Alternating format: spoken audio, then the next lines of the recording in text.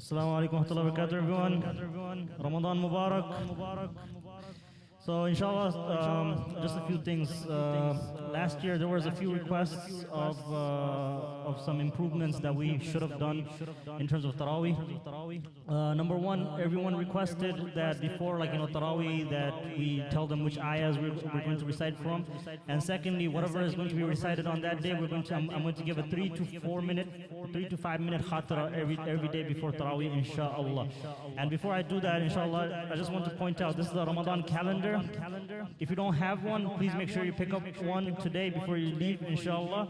And you will see that in the beginning, all the way till this red mark, the Taraweeh is supposed to start by 8 p.m.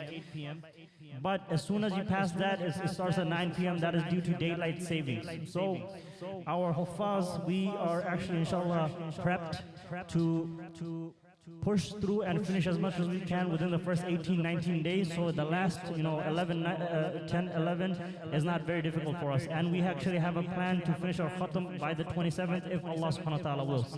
So without further ado, inshallah, tonight we're going to begin with the opening of Surah Al-Baqarah from ayah number 1 to 176. If anyone wants to, write that down, ayah number 1 to 176. And before we stand in prayer, my dear brothers and sisters, let us understand that what Allah subhanahu wa ta'ala is speaking to us about, and Allah subhanahu wa ta'ala of course begins, أعوذ بالله من الشيطان الرجيم بسم الله الرحمن الرحيم ألف لام ميم ذلك الكتاب لا ريب فيه هدى للمتقين. This is the book in which there is no doubt, a guidance for the people of taqwa.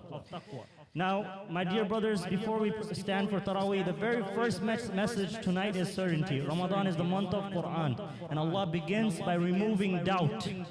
This book is not just an inspiration, it is not just a philosophy, it is not just history, it is guidance. But guidance is only beneficial for the one who approaches it with taqwa. So with humility and readiness to change, we have to approach this month. Then Allah subhanahu wa ta'ala describes 3 categories of people within these ayahs. Number 1, the believers. Number 2, the disbelievers. And number 3, the hypocrites. The believers are described in only a few ayahs. The disbelievers are described in 2 ayahs. And the hypocrites, they're described in 13 ayahs within this set. Why? Because hypocrisy is subtle. It hides inside the heart, and Ramadan is not just about hunger and thirst. It is about purifying the inside from nifaq, from showing Allah one face and people another. After all this, Allah subhanahu wa ta'ala calls all of humanity, Ya ayyuhan nasu u'budu rabbakum. O mankind, worship your Lord. Notice before fasting is mentioned, before law is mentioned, worship is mentioned, submission is mentioned, ubudiyya is mentioned. Then we hear the story of Adam alayhi salam, our origin, where we are reminded that shaitan's crime was arrogance, and every Ramadan we fight the same arrogance inside ourselves. And as we move forward with these ayahs tonight, we will hear the long conversation with Bani Israel. Allah reminds them of blessings they forgot, covenants they broke, and signs they witnessed but denied. And these passages are not just history lessons, they are warnings. When Allah subhanahu wa ta'ala repeats, remember my favor upon you, it is also directed to us. How many favors do we forget on a day-to-day basis of Allah subhanahu wa ta'ala? In these ayahs, we encounter the changing of the Qibla, the command of Sawr and Salah, the verses of fasting, Ayat al-Bir, and the beginning of legal foundations. And tonight is heavy. These ayats build a foundation, whether it's marriage, divorce, financial justice, teaching us that Islam governs both the masjid and the marketplace. And as we stand in Taraweeh, my dear brothers and sisters, do not just listen.